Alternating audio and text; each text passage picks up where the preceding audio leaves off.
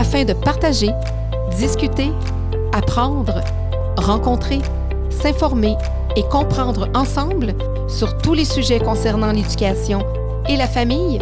Bienvenue ici à votre podcast Éducation Famille.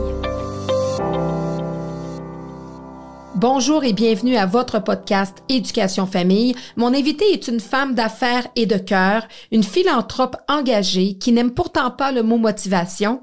C'est en 1998 qu'elle fait un pacte à vie avec la vie afin d'obtenir la guérison de son enfant de 5 ans atteint d'un cancer. À ce jour, ce pacte continue d'être respecté par les deux parties. Malgré tout, mon invitée ne croit pas au mot guérison. Autrice de 3 livres dans lesquels elle parle de ses nombreux parcours humains, elle s'est assurée que certains d'entre eux continuent de lui coller à la peau à travers ses tatous. Mère de 5 enfants, dont un enfant biologique et 4 enfants adoptés, une seule mission de vie l'anime, aider les autres. Après avoir mis une chaire de recherche sur pied et après avoir créé plusieurs fondations, c'est en marraine étoilée qu'elle continue de respecter le pacte de vie envers lequel elle s'est engagée. Je suis donc très heureuse de rencontrer celle qui se décrit comme étant une quêteuse professionnelle. Je reçois Madame Francine Laplante. Bonjour Francine. Bonjour. Vraiment, merci d'avoir accepté l'invitation. Ça me fait plaisir. Oui, vous avez vraiment un parcours de vie exceptionnel, de vécu et d'engagement. Oui. Parlez-nous un petit peu de vous. Vous arrivez de où? Êtes-vous une personne qui est de la région de Montréal? Écoutez, moi, je suis le bébé d'une famille de 12 enfants. On vient de la Rive-Sud de Montréal, un petit village très typique de la Rive-Sud. Mon papa est décédé à l'âge de 49 ans d'un cancer fulgurant, laissant ma mère dans le deuil avec 12 enfants. Je suis le bébé. Et ma mère, c'est une femme exceptionnelle. Nous, on a connu la très grande pauvreté, mais on n'a jamais connu la violence. Il n'y avait pas de violence chez nous, pas de violence physique, pas de violence sexuelle, il n'y avait rien de ça. On était très pauvres, mais quand il y en avait pas, ma mère, elle a même pris sous ses ailes d'autres enfants du coin qui n'avaient rien à manger. D'autres, la porte est toujours ouverte. Et à travers ça, on a un autre système D, tu sais, faut que tu te débrouilles, là, puis faut... moi, je dis tout le temps qu'on a été élevés sa coche. Nous autres, il fallait porter on vous voyait nos parents. Si on se traitait de sans dessin, Claudine, entre frères et sœurs, écoute, ça marchait pas, parce que ma mère disait, si tu le traites de sans dessin, moi, je suis une sans dessin, c'est moi sa mère. Donc, on avait cette base d'éducation-là, de respect très, très, très fort. Nous autres, on a mis notre mère dans la ouate quand on a commencé tout le monde à travailler. Notre mère est devenue, puis c'était une icône. Elle était tellement délinquante pour une femme qui avait 12 enfants, c'était incroyable. Tu sais, elle disait tout le temps au curé, « Approche-toi pas trop, enlève tes mains. Non, je suis pas une femme comme ça. » C'était juste pour... Écoute, elle faisait le plus le beau temps à l'âge d'or, elle était drôle. Puis, tu sais, je dis tout le temps, quand ma maman est décédée, à l'âge de 77 ans, problème cardiaque assez rapide, on était ses 12 enfants avec elle. Puis j'ai eu le bonheur, mon frère, mon deuxième frère aîné m'a dit, « Francine, tu devrais te coucher à côté d'elle, c'est ta place. » Elle est morte dans mes bras, mais les 12 enfants étaient là. Pas un qui manquait ou un, puis les belles filles étaient, ou les gens, ils étaient dans le corridor, puis les petits-enfants en bas, à l'hôpital juif. C'était un moment, elle nous a bénis avant, malgré que ma mère, c'était celle qui employait les mots de l'Église le plus souvent dans une conversation. Le curé le mentionnait lors de ses funérailles, tu sais. Fait que c'était pour nous, maman nous a jamais donné, je suis la seule des 12 enfants qui a fini son secondaire 5. Moi, je suis allée au cégep. J'ai un baccalauréat en criminologie. J'ai tout payé ça moi-même. Puis quand il me restait des surplus, je le redonnais à ma mère. Fait que ma mère, l'éducation pure, c'était pas sa priorité. La priorité, c'était de nous faire manger. La priorité, c'était de nous mettre un toit, de nous mettre des vêtements propres. C'était ça, sa priorité. Puis je pense que, écoutez, tous les petits-enfants, ma mère... tous ces petits-enfants, ils ne gardent qu'un souvenir. Ils parlent de grand-mère Hollande, puis sont crampés en 28, là, parce qu'elle leur parlait dans des langages colorés, mais toujours il y avait toujours une espèce de... Tu sais, ma mère était plus grande que nature. Avoir 12 enfants, Claudine, en prendre d'autres sous ses ailes, être veuf. Puis tu sais, je disais souvent... je me souviens une fois, on écoutait un film ensemble, un film d'amour, puis j'ai dit, ça se peut pas s'aimer comme ça, tu sais. Elle me dit, oh, ma fille, attention. Oui, ça se peut. Parce que moi puis ton père, c'est comme ça qu'on s'aimait. Tu sais. Puis là, des fois, je disais 12 enfants. Tu sais, 12 enfants, c'est pas humain, tu sais. Puis, mais c'était l'époque. C'était l'époque, tu sais. Mais ma mère, écoute, elle travaillait, elle nous a montré c'était quoi le sens du travail et tout ça. Puis mon père, c'est un homme très droit il est mort en l'espace de 7 mois d'un cancer fulgurant, un cancer du poumon.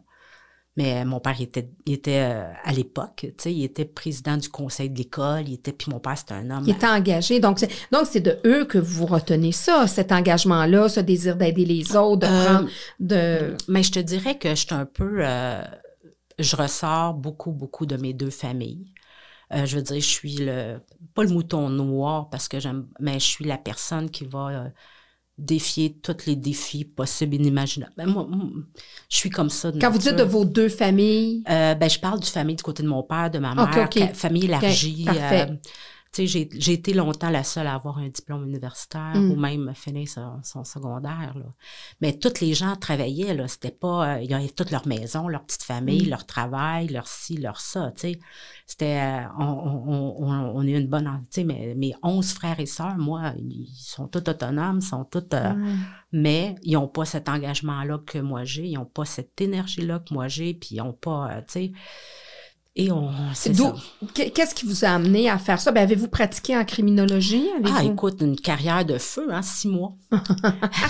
J'ai fait mon baccalauréat et j'ai travaillé 6 mois en maison d'hébergement pour femmes victimes de violences. Mais il faut dire que moi, j'étais dans ma petite famille, ma grande famille, ma sœur aînée, son conjoint. Il a commencé à rentrer dans notre vie, j'avais 10 mois. Fait que pour lui, j'étais un peu comme sa fille. Puis on a parti, lui, il y avait une compagnie de fruits et légumes. On a parti le grossiste Chanel Fruits et légumes à Montréal. C'est moi qui l'ai incorporé le jour 1. C'est notre entreprise, c'était notre entreprise familiale. Et c'est moi qui la gérais, qui faisait cette gestion-là. Donc, vous êtes vite partis en affaires. Oui. Nous, les clémentines du Maroc que vous mangez aujourd'hui, c'est nous qui les avons importées en premier. Ici, et qui les avons... on les importait pas, ils arrivaient ici, mais nous, on les entreposait, on les triait, on les distribuait. C'est comme ça qu'on s'est mis un peu sur la map. Moi, j'ai toujours travaillé au marché Jean Talon. Toutes les places du marché Jean Talon, je les connais. Je connais toutes de ça. Puis on a travaillé très, très, très dur. Je vous dirais même plus dur que la moyenne des gens. Tu sais, moi, j'allais à l'école, puis je travaillais 40-45 heures par semaine. Malgré tout, dans toutes conditions de froid, chaud, peu importe. Puis une entreprise familiale, c'est quand même déjà un défi en soi. C'est un gros défi. Nous, malheureusement... je dis malheureusement parce que je le pense profondément, ça a mal fini. C'est ça. Quand on a passé la 2e et 3e génération, ça a mal fini. Moi, je suis partie. Ça fonctionne encore, mais malheureusement, ça a coupé les liens familiaux. J'ai plus de liens avec ma famille. C'est fou, ça. C'est fou, mais avec du recul, jamais je vais dénigrer ce qu'ils ont fait, ce qu'on a fait ensemble, mais on avait des chemins différents. Non, c'est ça, parce que c'est ça, même si c'est notre famille, des fois, effectivement, on évolue en tant qu'être humain, puis sans leur vouloir de mal ou quoi que ce soit, ça fait en sorte des fois qu'on doit s'éloigner, on doit prendre, tu sais, il n'y a pas d'animosité, il n'y a pas rien. Ça serait mentir de dire que ça s'est fait avec, veux pas, là, il y a des séquelles, il y a des choses, mais... Tu sais, moi, jamais je vais leur vouloir. Jamais tu sais, ils font leur vie, je fais la mienne, puis on continue notre chemin, tu sais. Mais c'est le lot de bien des entreprises. Malheureusement, il y a des entreprises familiales qui fonctionnent très bien, mais il y en a d'autres pour qui... Mais je pense que la statistique est aussi forte que 3 sur 4 qui ne passent pas la 2e génération. C'est beaucoup. Nous, elle a passé la 2e, mais c'est quand les neveux, les nièces ont commencé à entrer dans la structure. Et c'est ça. Mais tu sais, c'est... Avec des nouvelles idées, des nouvelles affaires, avec quand tu as construit quelque chose, une entreprise aussi. Moi, je le sais parce que mon entreprise, je l'ai bâtie à de mon front. Moi, je dis tout le temps, tu sais, je vais toujours avoir, tu sais, je l'ai incorporé le jour 1. Je me rappelle avoir été, à l'époque, c'était, tu sais, t'arrivais, puis t'incorporais ta charte, tu déposais ta charte avec des... C'était le 10 mars 93, là. Tu sais, je m'en souviens que c'était hier. Au bout de ça, tu pars après, puis... Construire une entreprise pierre par pierre et arriver dans une entreprise qui existe déjà. Non, c'est deux mondes, là. C'est deux mondes, puis aussi ton ADN qui reste là, ta façon de faire. Puis, puis le domaine des fruits et légumes, c'est très particulier. Mais premièrement, c'est un domaine d'hommes. Quand tu arrives là, tu sais, la première affaire que tu te fais dire, excusez mes gros mots, là, mais c'est elle est frustrée, elle est mal baisée, tu sais, parce que moi, j'arrivais, puis bon, comment ça marche? On fait ça, mais on retourne quand même 30 ans en arrière, là. J'étais quand même, tu sais, puis au fil du temps, ben les gens, tu sais, j'ai fait ma marque. J'ai fait, tu sais, moi, c'était pas de niaisage. On arrivait comment, puis je garde on est encore dans le domaine. Moi, mon amoureux, puis mes fils, on a les fruiteries fraîchement bons. Donc, on est quand même encore dans le domaine. Sincèrement, moi, je m'occupe plus. Je supervise les grandes décisions. Je suis plus sur le terrain. Je laisse François Carl et mon amoureux prendre les grandes décisions. On est en pleine expansion. On va ouvrir 2 autres succursales dans la prochaine année. Ah, c'est bien. Ouais. Puis là, ben, je l'ai dit en introduction, vous êtes déjà pas mal occupé depuis 1998. Ouais. Moi, c'est l'année de naissance de ma fille. Nous autres, il faut se mettre en contexte. 1998 égale crise du verglas. Égale, nous, comme je vous disais tantôt en début, c'est que nous, on était la place névralgique des clémentines du Maroc. À Sainte-Clotilde, on pouvait recevoir par jour entre 40, 50 ou 60 camions, des camions remorques de clémentines du Maroc dans le temps de décembre-janvier. Fait qu'on... Tu sais, c'est rien à Ottawa, ce qui se passe. Nous autres, on bouchait le petit village et on était le centre névralgique. Puis, on est une des places où le verglas a frappé le plus fort. Ce qui fait que notre maison et nos entrepôts à nous, moi, j'habitais dans la maison un peu familiale. Eux autres, les gens, le patron était rendu à Montréal et on était la seule maison qui avait de l'eau. Fait qu'on fournissait l'eau de la rive. Puis, à ce moment-là, j'avais François Carl, qui est mon fils naturel. Puis, je venais d'avoir Charles-Alexis, mon petit pou, qui était arrivé au mois de mai l'année d'avant. Parce que vous aviez décidé d'adopter parallèlement à ça? Oui, bien avant. Charles-Alexis est arrivé en 97. Ah, OK. Puis, il était minuscule, là. Il pesait 11 livres, il avait 17 mois. Fait qu'on l'assoyait, là, puis il se tenait même pas. Tu sais, il y avait, comme on voit dans les films, une grosse bédaine, là. Puis, fait que là, il était comme, tu sais, depuis le mois de mai, il était, on l'a mis dans Watt. Nous autres, on l'a, c'était... Il était adorable. Et puis, fait que là, au mois de décembre, François Carl avait de la difficulté à respirer un peu, mais t'es au mois de décembre, t'es en plein hiver, il commençait l'école, après au mois de janvier, ben là, la toux a persisté, tout ça, t'es en plein, la maison est pleine, c'est le bordel, c'est le verglas.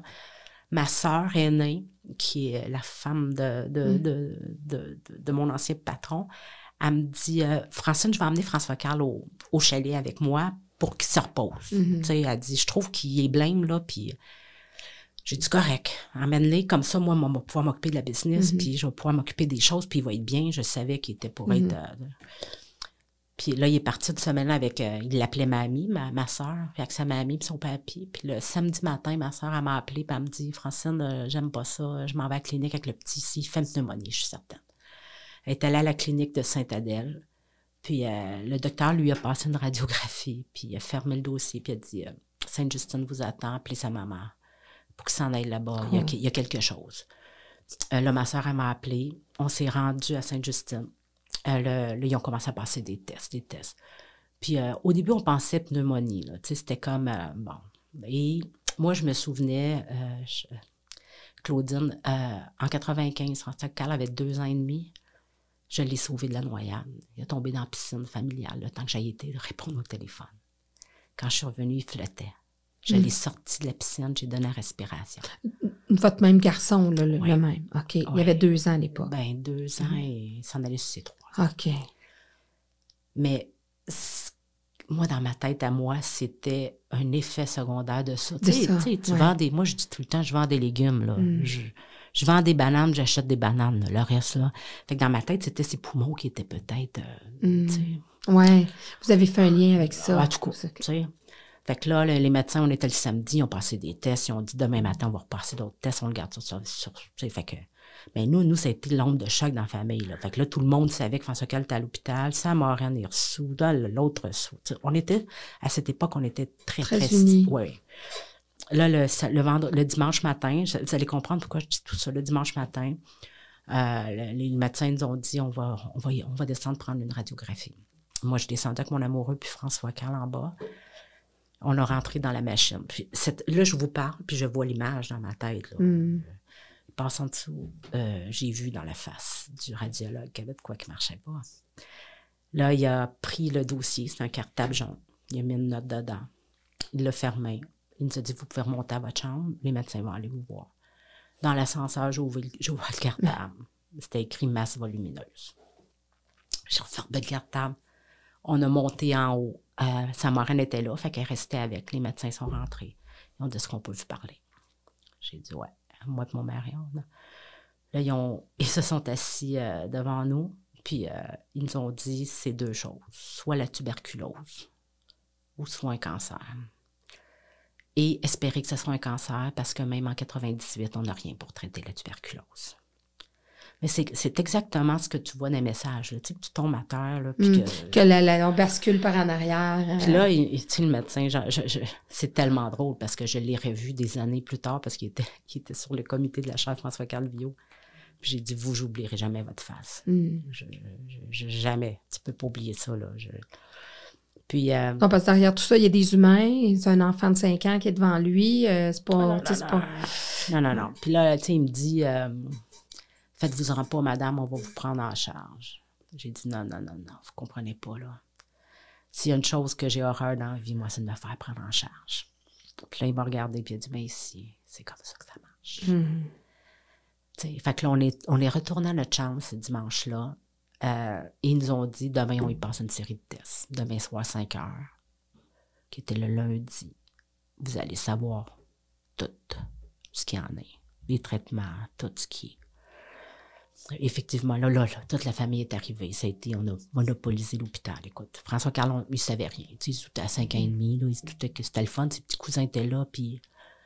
Mais, le lendemain, à 5 heures, c'est exactement ça qui est arrivé. Les médecins ont monté en haut. Puis j'avais vu dans le corridor le docteur Demers. Je ne sais pas si vous vous souvenez de lui, c'est lui qui a traité Charles Bruno. Oui. Puis là, j'y avais dit, non, qu'est-ce qu'il fait ici, lui? C'est comme si j'avais réalisé que le docteur Demers égale cancer, puis dans la tête d'une mère, cancer égale mort. Moi, j'avais fait l'équation, là. Cancer égale mort, là. Combien de temps qu'il reste, là? Tu sais, c'était ça. Fait que là, quand on est arrivé le soir, à 5 heures, ils nous ont rencontrés. Puis il y avait un jeune stagiaire, Claudine, assis dans le fond, avec ses petites lunettes sur le bout du temps, comme ça, qui assistait à tout ça. Puis il y avait le docteur Champagne, celle qui nous a dit d'un calme déconcertant. Elle a dit, votre fils, il a un lymphome lymphoblastique de stade 3 avancé. On doit commencer les traitements le plus rapidement possible. Vous n'avez pour minimum 2 ans de chimiothérapie, radiothérapie, si ça va bien. Elle dit, par la suite, elle dit, c'est 5 ans minimum de rémission avant qu'on parle de guérison. Fait qu'elle dit maintenant, vous devez signer le protocole qu'il y a là. C'est un protocole de 8 pages, 9 pages à peu près. Dernière ligne, c'est écrit, un des effets secondaires des traitements peut causer le décès, peut causer la mort. Tu n'as pas le temps de l'analyser, le document. Il faut que tu le signes, parce qu'il faut qu'il commence le traitement le plus vite possible. Là, moi, j'ai étouffé. J'étais avec moi, mon amoureux, François Chenaille, et ma soeur aînée. Et François Chenaille m'a dit, t'as pas le choix, ma fille, il faut que tu signes. T'sais. Et j'ai signé. On a signé. Là, quand je suis partie, je suis descendue, Claudine. On était au 5e, à l'hôpital Sainte-Justine. Je suis descendue en bas. Là, il faut rappeler que ma famille était là. C'était comme, j'ai pas de bas d'un pied, pas de manteau. C'est le 1er février. Il fait froid, là, comme chez le diable. Puis à 5 heures, il fait noir, comme chez le diable aussi. Quand tu rouvres les portes de l'hôpital, je me suis laissée tomber à terre. Puis là, j'ai pleuré. J'ai toutes les larmes de mon corps. Toutes. Je criais, je pleurais.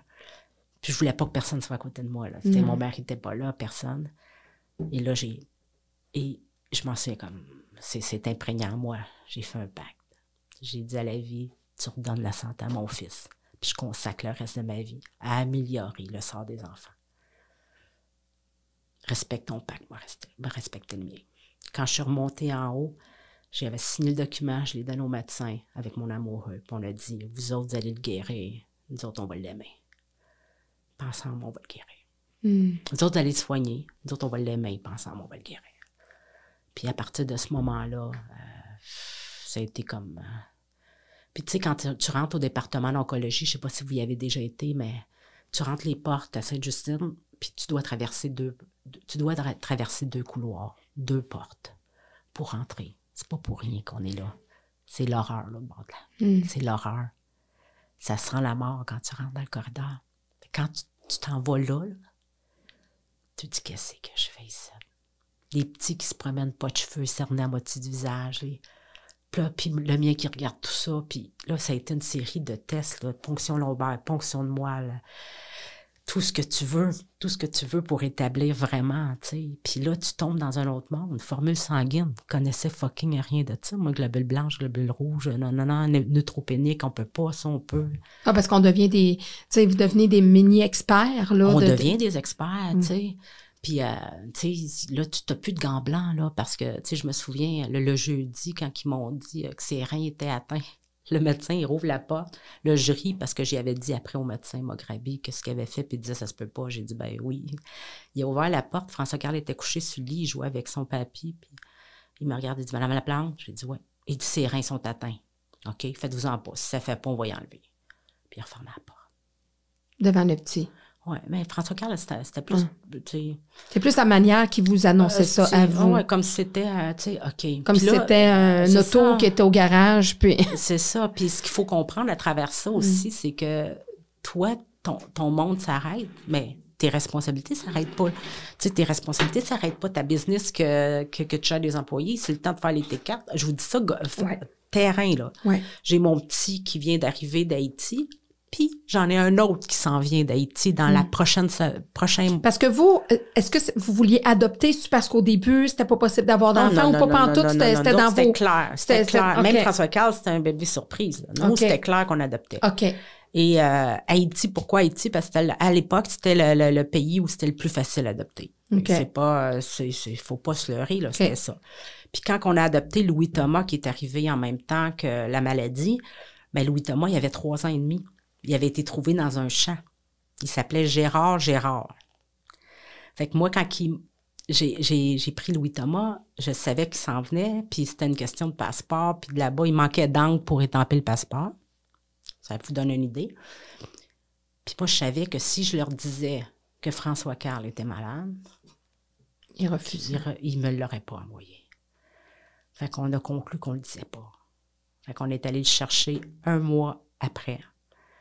François-Carl, Louis Thomas est arrivé le 26 mars. Ça veut dire qu'en 1 an calendrier, j'ai eu 2 enfants d'Haïti. Un qui avait 17 mois, un qui avait 4 ans, puis j'ai eu un enfant qui avait un cancer. Fait que, là, c'est le système des débrouille-toi. Puis une entreprise à gérer. Une entreprise à gérer qui est en pleine expansion. On a triplé le chiffre d'affaires en 1 an. Fait que tu passes de 3 millions à 45 millions là, en 3 ans. C'est attache ta tuque. Fait que c'était un peu ça qui nous a mis dans le bain. À travers ça, dès que j'ai mis les portes, là, le bord de l'hôpital, le bord des portes de Sainte-Justine, ma tête a commencé à fonctionner. Qu'est-ce qu'on fait pour changer quelque chose ici? Ça faisait même pas 2 mois qu'on avait eu le diagnostic. La première année, au mois de mai, on a remis 35 000 suite à un événement qu'on a organisé. Fait que vous avez déjà d'emblée, les premières semaines, vous avez mis en marche pour votre pacte. Vous avez toujours le pacte en tête quand vous faites ça. Pas nécessairement. C'est comme parallèlement. C'est parallèlement. Ouais. Le pacte ne me vient pas, mais moi, j'ai...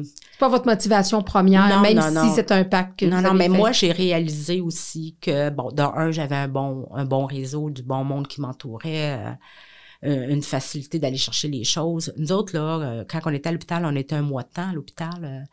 Nous autres, on faisait venir du poulet, là, c'était tous les enfants tu sais, fait qu'on faisait des parties avec les enfants on le savait bien, là, que dans cette chambre-là, c'en était un qui était vulnérable, dans l'autre, celle-là, ça marchait pas, l'autre, c'est...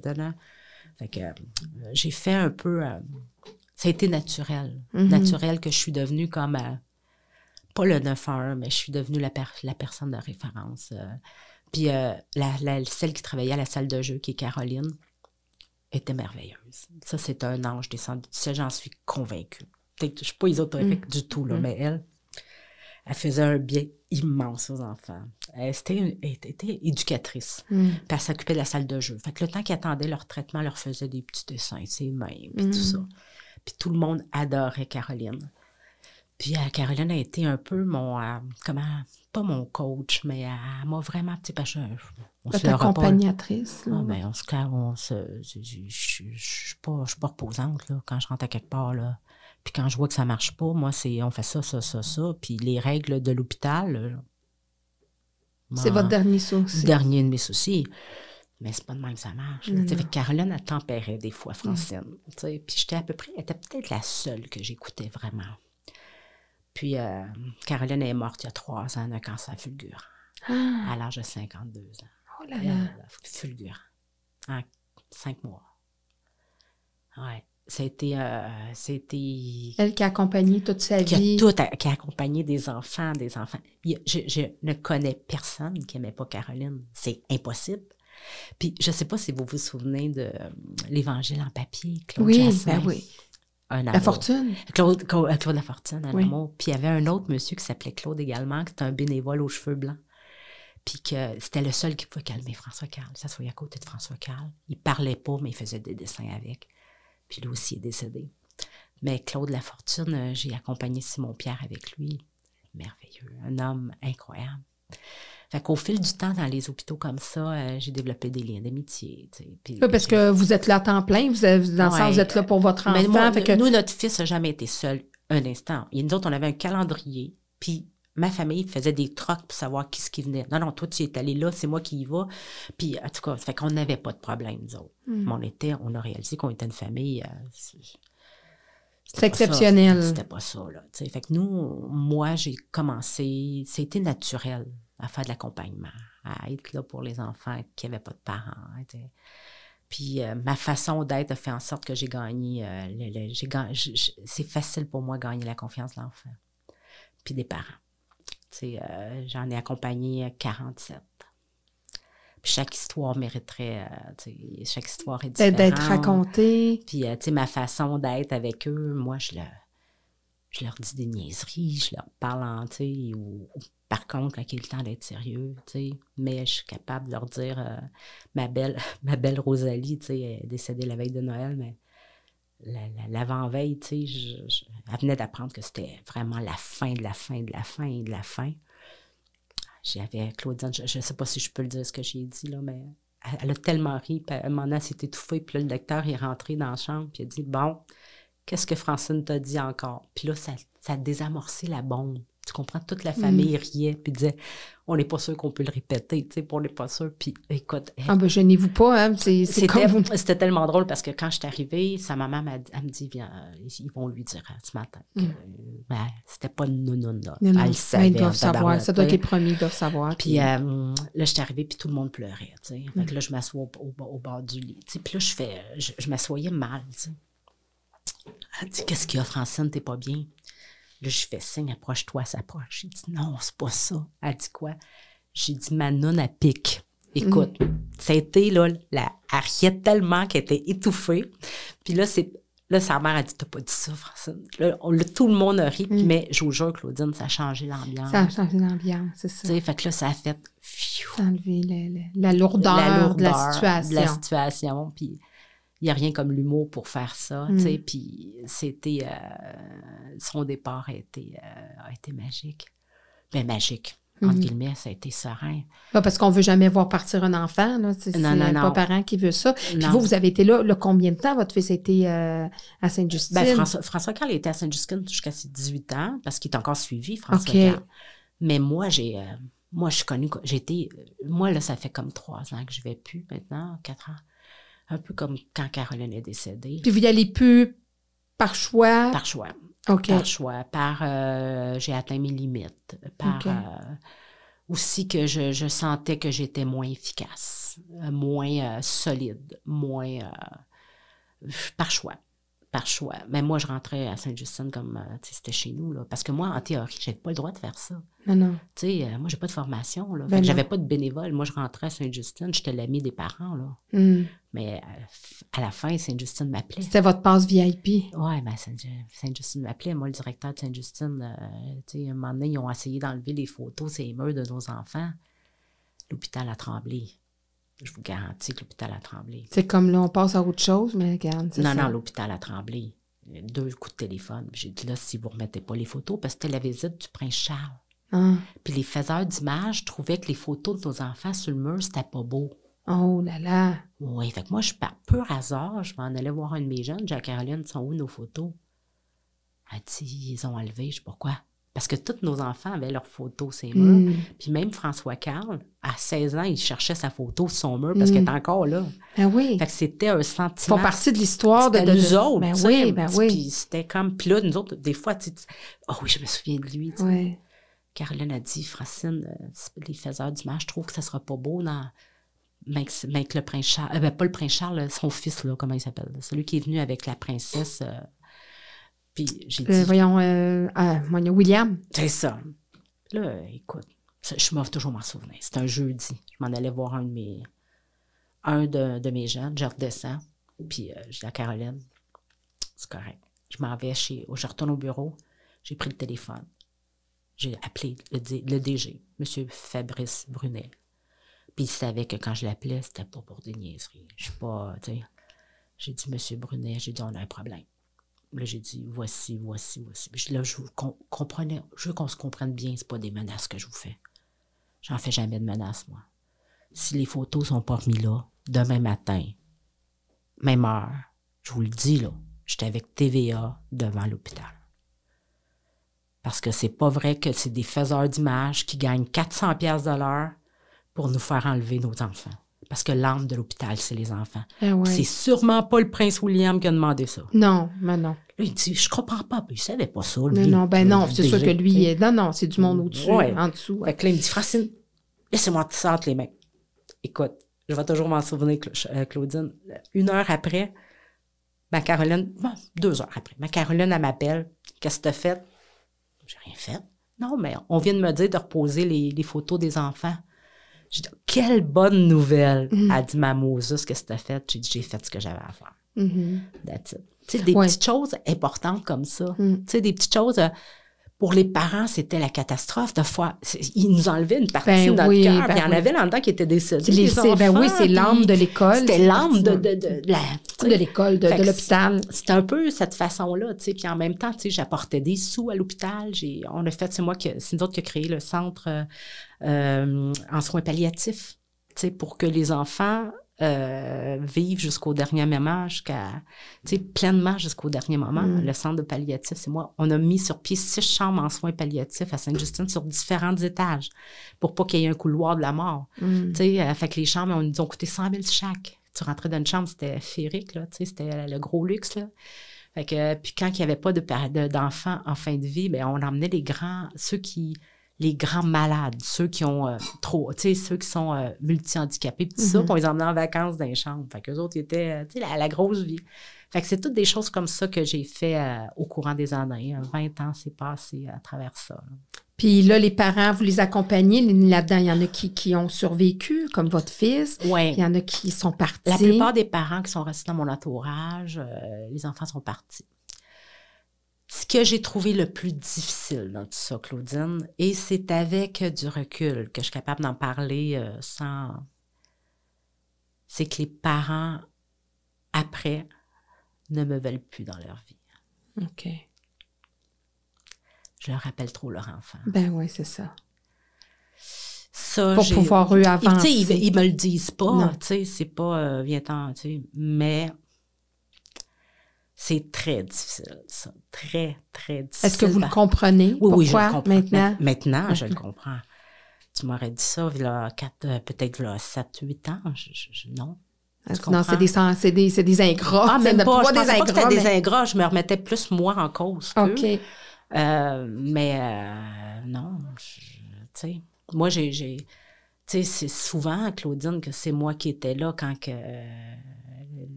les gens du salon funéraire venaient chercher les enfants. Puis c'est moi qui fermais le sac. Pas juste une fois, là. Tu sais, c'est parce que je disais aux parents, je vais m'en occuper jusqu'à la fin. Tu peux partir. Tu sais, fait que c'est comme... Parce qu'il y a des parents pour qui c'était trop difficile, ne peuvent pas vivre ça. C'est difficile, c'est atroce, tu sais. Puis les parents avaient confiance en moi, tout ça, tu sais. C'était comme... c'était ma façon à moi de... Quand je disais un enfant ou un parent... il y a des enfants que je pouvais pas, ça passait pas. Mais entre moi puis lui, la chimie, fait que je les aidais financièrement ou par des petites douceurs, style un chandail de hockey, une visite d'un, une visite de l'autre, tu sais. Okay. Mais ceux que fallait que ça passe, fallait que le courant passe, là. Tu sais, moi, quand je disais, là, ça marche pas, là. Moi, t'as parlé mal à ta mère, moi, j'accepte pas ça, là. T'enverrais pas chez ta mère devant moi parce que t'es malade, là. Tu sais, c'était un peu un genre d'éducation aussi que je faisais. Tu sais, puis... Intervenante, vous agissez en tant que... même si c'était pas votre domaine, c'est quand même un bac en criminaux, là, mais ce que je veux dire, il y a du monde qui ont des bacs en criminaux, sont rendus dans les DPJ, puis sont intervenantes sociales. C'est ça. Mais c'est un peu ça. Puis ce que j'ai trouvé le plus difficile, comme je te dis, c'est ça. Je le comprends, tu sais, mais ça a été... C'est de passer, j'imagine qu'eux, c'est que vous leur appelez, c'est ça, c'est qu'ils veulent mettre ça tellement... ils essaient de continuer à vivre, tu sais, puis quand ils me voient, c'est quoi que je représente? Moi, les derniers moments de la vie du petit, ou les moments les plus durs, parce que je suis là dans les moments les plus durs, tu sais, où le diagnostic, on appelle... tu sais, Claudine, j'ai tout vu, un enfant qui meurt toute seule, que j'appelle le père, puis qui me dit, je peux-tu y aller juste demain, là, j'ai pas le temps. Je l'ai vu, ça. C'est moi qui s'est occupé des funérailles, c'est moi qui l'ai enterré, c'est moi qui... J'ai vu un parent abuser de son enfant sur un lit d'hôpital pendant que l'enfant était presque en fin de vie. J'ai tout vu ça. Fait que, tu sais, moi, aujourd'hui, là, il n'y a plus grand-chose en bon qui... Il n'y a plus grand-chose qui peut m'ébranler. C'est pour ça que vous êtes dans votre mission, puis qu'il n'y a pas personne il n'y a pas rien qui peut vous ébranler, mais il n'y a pas grand-chose qui peut se mettre sur votre chemin. Écoute, oui, mais maintenant, je le fais avec plus de... Je fais plus attention à moi. Moi, j'ai eu un gros... J'ai planté. Moi, quand on a eu la séparation familiale, j'ai planté en tabarouette. Et j'ai eu une coupure familiale très forte, mais j'avais des bons amis. 2 bons amis, dont le médecin à François Carme, qui est encore son médecin aujourd'hui. Puis c'était ces gens-là qui m'ont mis, qui m'ont fait, puis mon amoureux, qui est extraordinaire, puis mes enfants. Mais, puis, regarde, c'est comme, mais tout le temps dans ma tête, c'est tout le temps, comment je pourrais dire, moi, je pense jamais à ce que, comment je pourrais dire, moi, j'aide, j'attends jamais rien en retour. Sauf que maintenant, je suis rendue tellement lucide que je suis capable de détecter n'importe qui, n'importe quand, qui n'ont pas des bonnes intentions. Puis ça, c'est dur à vivre. Parce que des fois, là, c'est, regarde, non, je donne pas de chance. Parce que vous devez être sollicité pour faire des choses. Je donne pas de chance parce que j'ai été trop déçue. Puis je donne pas de chance à ceux qui veulent se faire du capital social sur mes enfants. Quand je dis mes enfants, c'est les enfants que je parraine. C'est les enfants que j'aide. C'est les enfants... Fait que maintenant, là, je fais mes projets à plus petite échelle. Et je contrôle tout. Tu comprends? Je fais des tourtières moi-même. Je fais n'importe quoi moi-même. Mais je contrôle tout. Quand je vais les mener, là, je le sais qu'est-ce qu'il y a dedans. Un beau sac, un ci, un ça. Lui, il aime ça. Lui, il aime pas ça. Tu sais, cette année, j'ai fait une campagne, j'ai acheté 150 manteaux neufs. Pourquoi neufs? Parce que cet enfant-là, ce que je donne pas à mes enfants, je leur donne pas. Puis ces enfants-là, je les ai choisis un par un avec mon amoureux.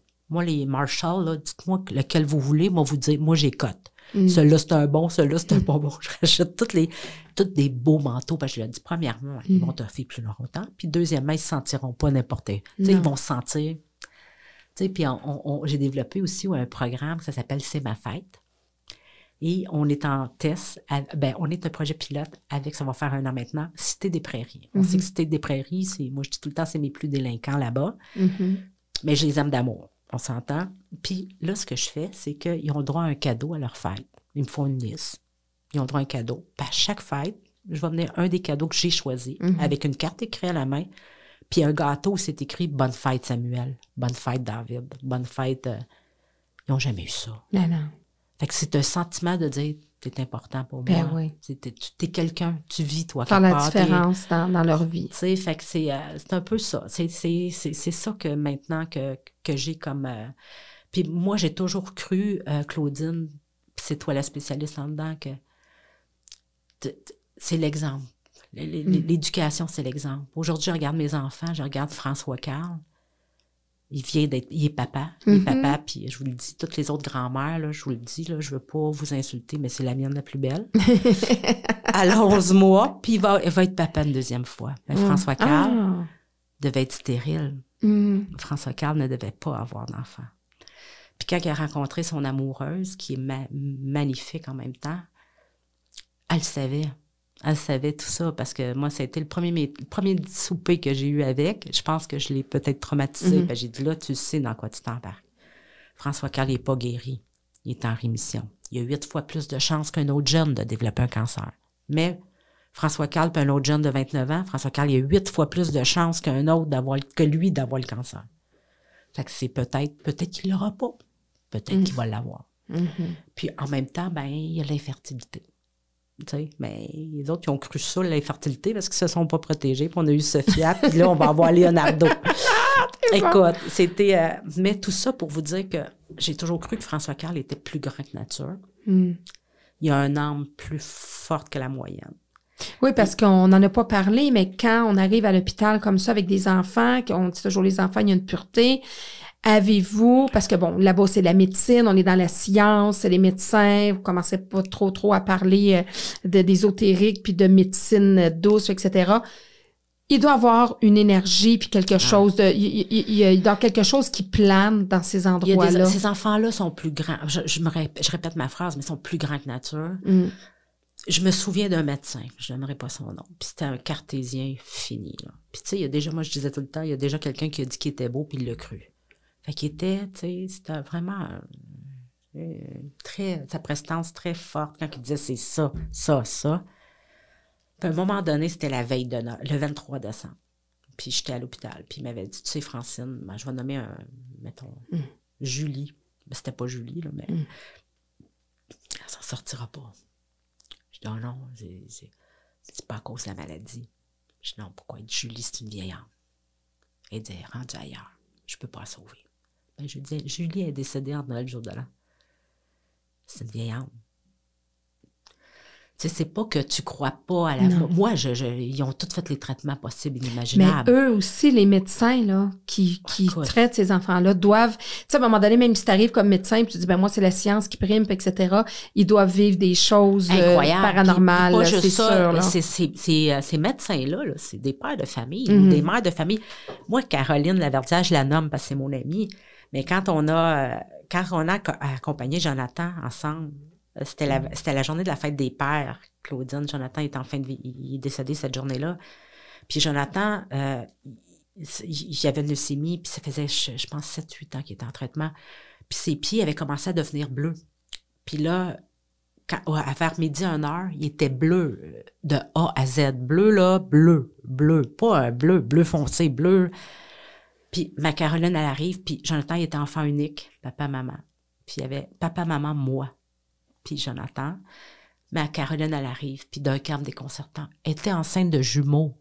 Elle avait la bédaine trop grosse pour s'accoter, mais c'est elle qui accompagnait Jonathan jusqu'à la fin. Puis elle n'est pas restée, quand il décidait 5h, à 5h15, elle n'était pas partie, là. Elle est partie avec nous autres à 9h30 ou 10h le soir. Fait que c'est une passion. C'est une vocation. C'est une vocation. Surtout, travailler avec... Tu sais, tantôt, je ne sais pas si tu te souviens, j'ai fait exprès pour dire que le jeune médecin, quand on a eu le diagnostic, il y avait un jeune médecin, un stagiaire avec moi dans le les lunettes sur le bord du nez. Durant le traitement à François Carl, qui a duré 2 ans et demi, j'ai écrit un recueil. Un petit recueil qui avait peut-être 7-8 pages. Puis je l'ai écrit un recueil pour les parents. Puis là, j'expliquais un peu notre parcours. Puis je l'avais donné aux parents. Puis à un moment donné, je reçois dans mon dans mon courriel un message, puis ça dit « Bonjour, famille de François Carl. Je ne sais pas si vous vous souvenez de moi. Je suis le docteur Bruno Michon. J'étais le stagiaire. Puis c'était le premier jour de mon stage, le premier stage que je faisais en médecine.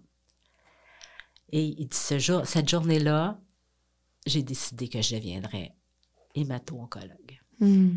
Quand j'ai vu la détresse dans vos yeux. Mais aujourd'hui, docteur Bruno Michon, c'est le directeur du département d'hémato-oncologie à Québec. Il est... c'est rassurant. C'est rassurant pour nous de savoir que des gens comme ça sont là. Oui, parce que notre système de santé, souvent, on le bafoue et on dit c'est pas ci, c'est pas ça, mais quand on en a vraiment besoin... Moi, j'ai vu des médecins, là. J'ai vu là, dans des funérailles, là, des médecins, là. J'ai vu une funéraille, entre autres. Là, un médecin est arrivé avec un paquet, il était trop beau, un paquet de fleurs? Comment t'appelles ça? Des marguerites. Mais qui avait cueilli sur le bord en s'en venant.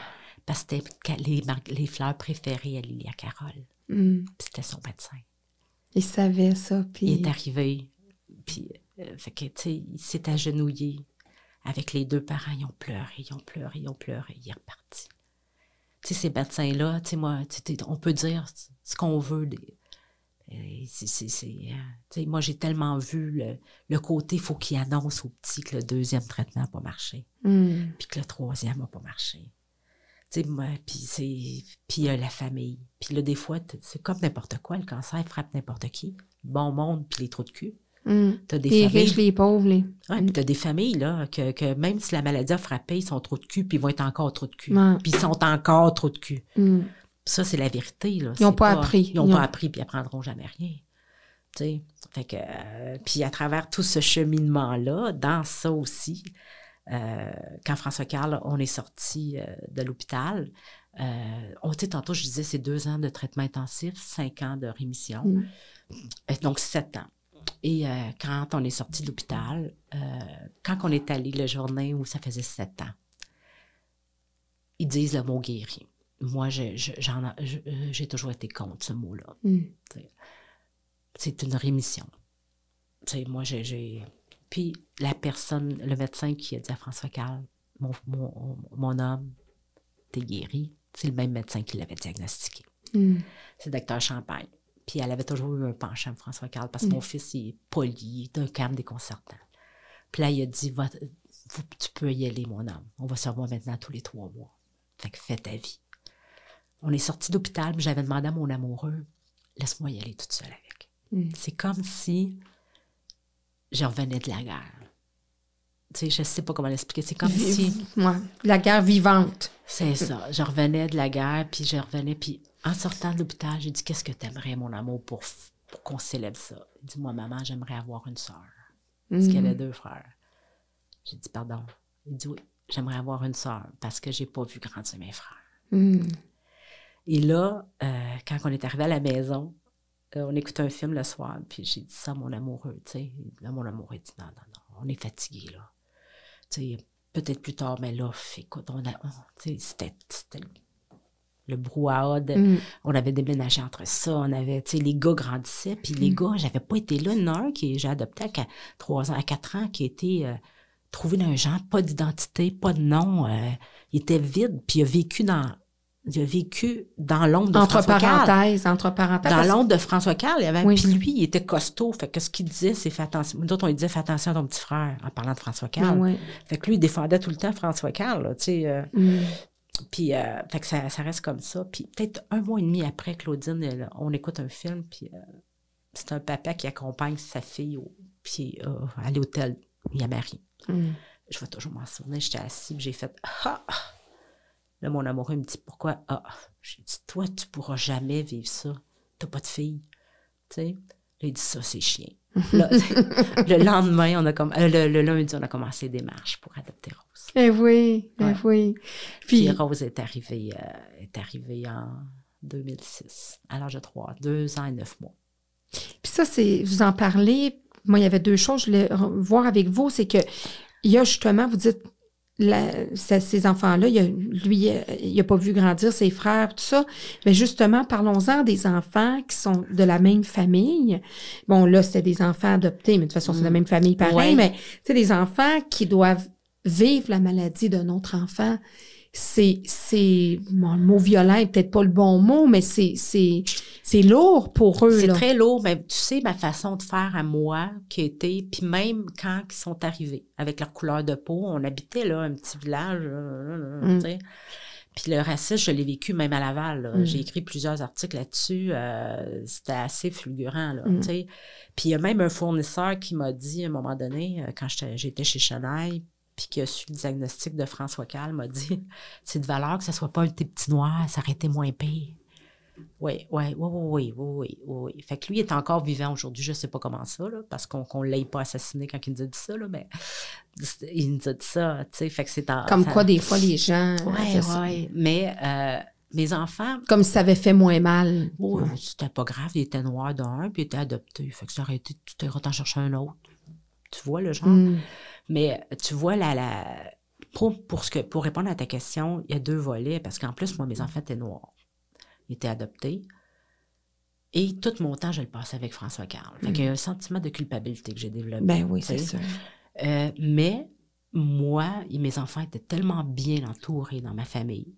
Puis moi, il y avait pas... Moi, j'ai toujours dit à mon gars ou à mes filles, ta couleur de peau, là, ça n'a rien à voir.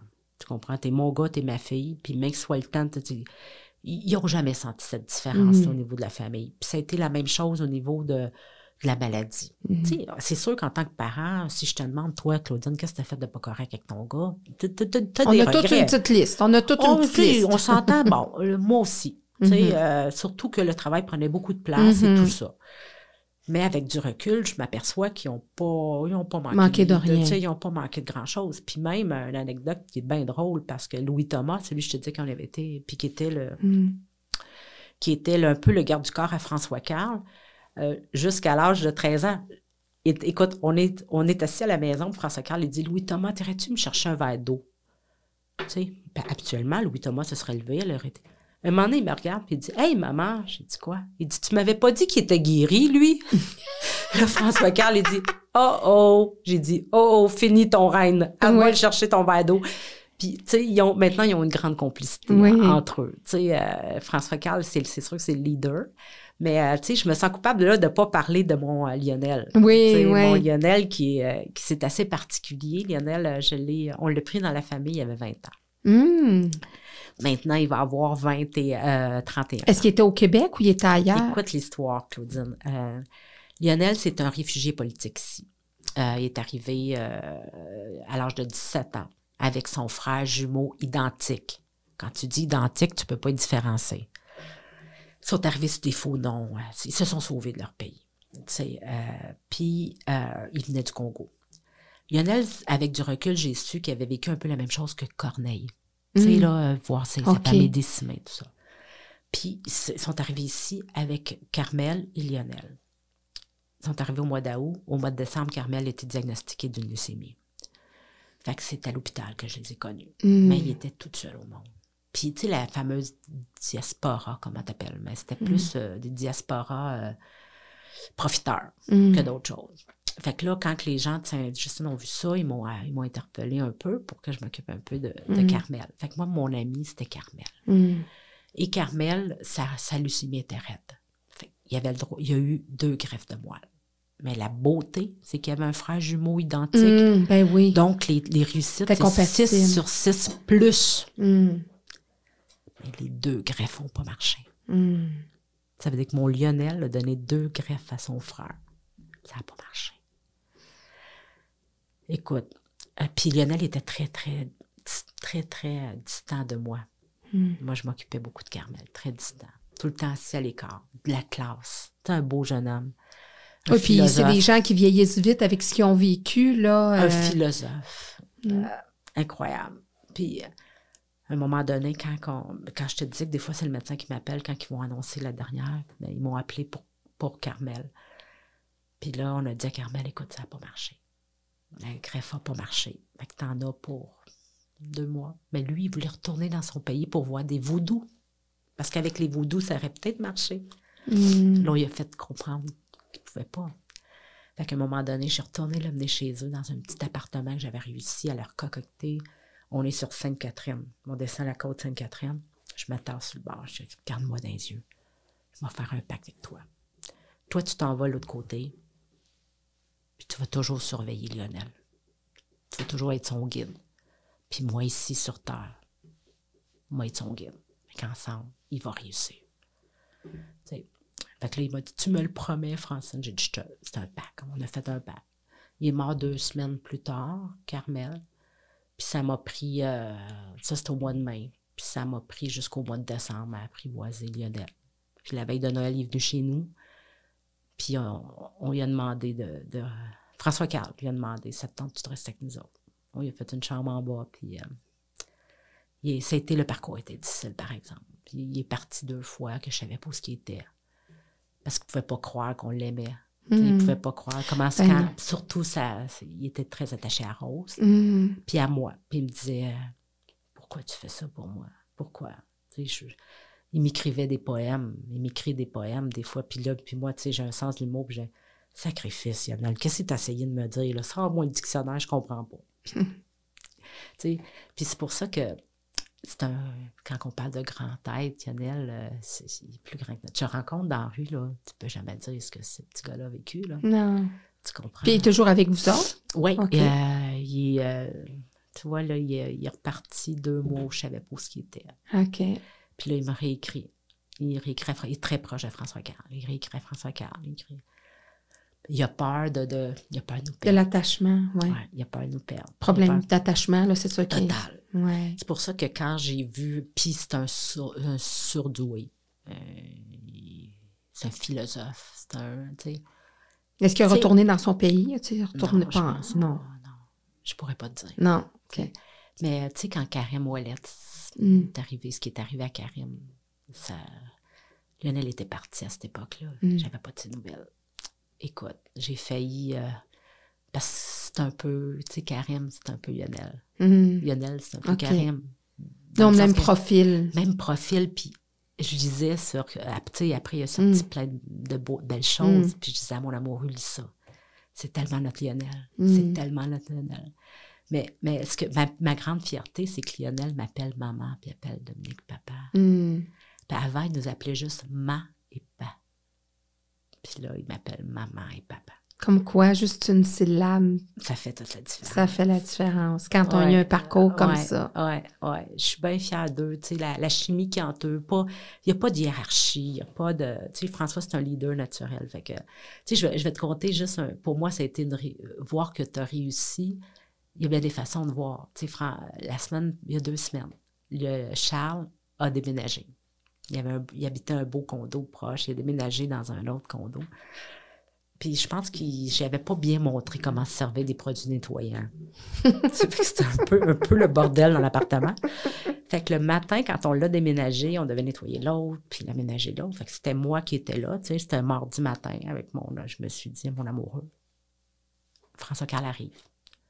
Je dis, qu'est-ce que tu fais là, mon homme, les magasins? Il dit, maman, Charles déménage.